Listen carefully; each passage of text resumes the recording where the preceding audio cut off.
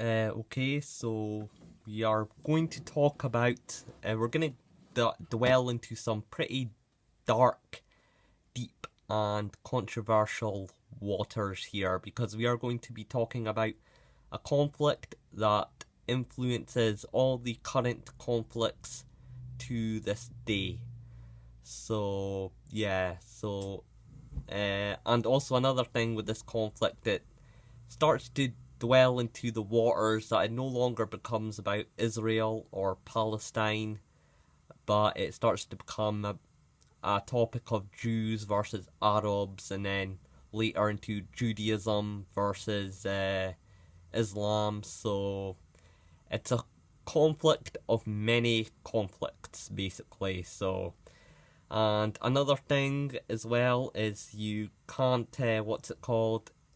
Um, you can't, if you pick one side, you're going to get called a dirty word anyway. So if you're pro Palestinian, the Israelis are going to call you an anti Semite. They'll call you a terrorist sympathizer, or they'll call you a Nazi or whatever. And if you're pro Israel, the Palestinian side, they're going to call you, oh, you're just what's it called? You don't care about the poor Palestinians, and you support the apartheid, and you're an Islamophobe, and you're just this shock troop, useless idiot of a goyim being paid by Jewish shekels and all that sort of thing. So you're gonna get called a dirty word anyway. So by either side, sorry about that. But I will try to keep this video as fair as I can using facts, logic, and reasoning, and try to stay as mutual as I can. Because I honestly hate people who say they're all up for a two-state solution, yet they secretly favour one side. So, first of all, I just want to say that you can't talk about this conflict. If you mention the word Israel, that just infuriates the Palestinians, and if you say the word Palestine, that infuriates the Israelis. So how can you have an honest conversation about Israel and Palestine if you just have this huge buffer zone of terminology? So it's just stupid. How can you talk about it if you can't even name the conflict? So you're not allowed to call it Israel, you're not allowed to call it Palestine. So, yeah. So, just because I support both sides, which I do, doesn't mean that both sides can't be held accountable to scrutiny and criticism. So, first of all, let's start off with Israel. Okay, with Israel, they say, I support a Jewish state for Israel. However, you cannot deny the Palestinians a state. It's a bit contradictory. The Jews have this argument, well, the Arabs have plenty of countries. We only have one country, one Jewish state. Well, like I said, that's a bit like me going to Portugal and, sort of going up to somebody from Portugal and just robbing their house and then kicking them out and then just saying, oh, well, there's tons of European countries you can go to. So, yeah, you don't need this. You can go to another European country. Tons of different European countries. I don't think they're going to see eye to eye to that. I think it's a lot more personal when you do that. So, yeah. Another argument the Israelis say is, well, this is our God-given right. But like I said, if you don't even believe in their God, then... And they say this to get the sympathy of the Christian West, that, oh, we are God's chosen people, this is God's given right. But if you're to look at this in a secular view, and you don't believe in God in the first place, then it doesn't belong to them just because it says so in their book. So, yeah. And another one is, well, oh, well, our ancestors came here. Our ancestors are from here. Well, like I said, that is a bit like me, what's it called, going to, like, I'm Pakistani, so that's a bit, but I live in Scotland, so that's a bit like me now going back to Pakistan, but there now being Chinese people in Pakistan, and then me claiming that, oh well, my ancestors used to be here, this place used to have Pakistanis in it, and no, Pakistan is no longer associated to me, because once you leave a country, you're no longer a part of that country. So yeah, and that's a bit like me, what's it called, selling my house, then moving to go into another house, and then going back into my former house and kicking out the people who bought that house and saying, well, I used to live here. So yeah. And another thing as well is just common sense, just racial genetics to the land. We all know the Israelis are refugees from the World War II era, and they come from Eastern Europe. So they're not natives to the land. They once were, but they left, and then they started breeding with the people, with the inhabitants of the countries they went to after they fled from the Romans, that they've lost their genetic heritage to the land, so they can't make that argument. So yeah, and another thing as well is and another thing as well is that they act like the Islamic world is this huge united force, but the Syrian refugee crisis, and just shows, with Saudi Arabia taking 0 refugees, it shows that the Islamic world or Islamic countries don't give a shit about other Muslims. So to say, oh well, they could just go to other Muslim countries, well, Saudi Arabia has taken 0 refugees, despite them being able to, having the size and population to, but so it just shows that Arabs don't view Arabs the same as them, so to just say, oh well, they could just go to another Arab country, the other Arabs of those countries don't see eye to eye, and aren't going to want the Palestinian refugees or the Syrian refugees in it anyway. And also, where are the Palestinians supposed to go to when you block the border, you deny UN aid? You sort of have the Gaza Strip with Israel on one side, which controls the border, and the Mediterranean Sea on the other. Where are they supposed to go? And when you're bombing them, where are they supposed to go when you're bombing them? You say, oh well, we gave them 5 seconds notice. Well, we drop pamphlets giving them 5 seconds notice that we're going to attack. How nice are we? So yeah, it just doesn't make sense.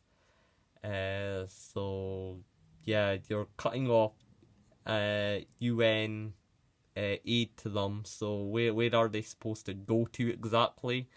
And another thing with the Palestinian side as well is, in honesty to Israel, yes, the Hebrews were the first in Canaan, but then after they left, as soon as they left, after, to prevent being persecuted from the Romans, then they no longer had affinity to that land, like how I no longer have affinity to Pakistan because I left Pakistan. So yeah, there's that argument too. So, and with Palestine, it's, well, fair enough, it is their ancestral homeland, but they genetically do not come from there, or racially do not come from there. It's a bit like a Mexican Hindu claiming that India is his native homeland, although that idea would be absurd and stupid.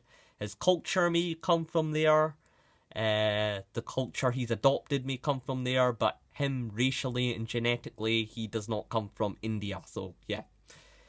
But with all due respect to Israel, anti-Zionism does lark into the path of anti-Semitism, because you have to take into consideration that this is the only Jewish country, so of course when you start bashing Israel, they are going to get the sense that you are bashing Jews, simply because it is the only it is the only Jewish country, so of course they're gonna think that.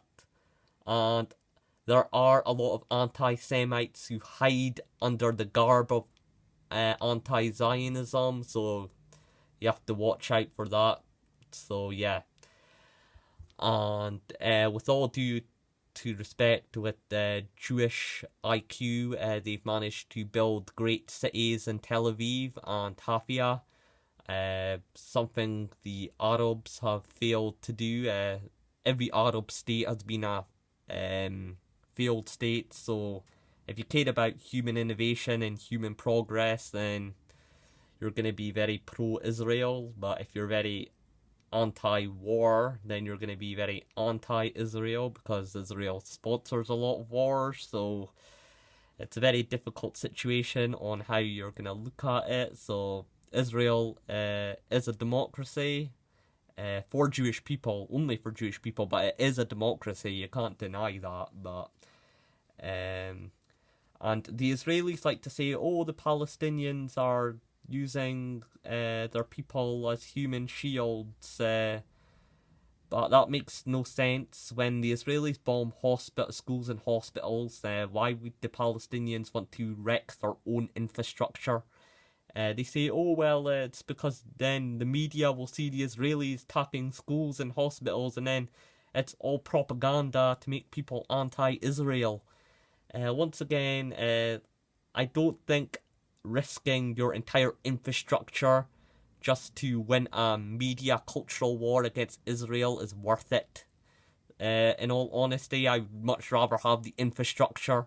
So yeah, there's that too. And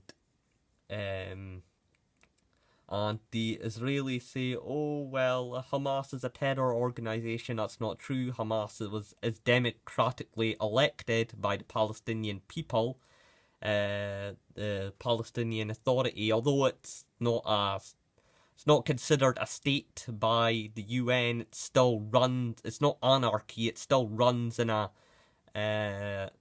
organized manner. So to say that it's just all these jihadis and everything, and Hamas is a terror group, and it's a proxy satellite for Iran, which makes no sense, because how can Iran smuggle weapons if Israel controls the borders into Gaza? So how can the Iranians smuggle weapons to give it to Hamas, who are not a terror group and are democratically elected by the people of Palestine? So makes no sense. So yeah. And another thing as well is, the Israelis are like, oh, well, you're anti-Semite. Well, the Arabs are of a Semitic race as well, so they're a Semitic language, so how can being pro-Palestine make me anti-Semitic, since the Arabs are also of Semitic race, which makes no sense. That's like saying that I'm if I pick the North Sudanese over the South Sudanese, I'm somehow anti-African altogether. Makes no sense. And what's it called?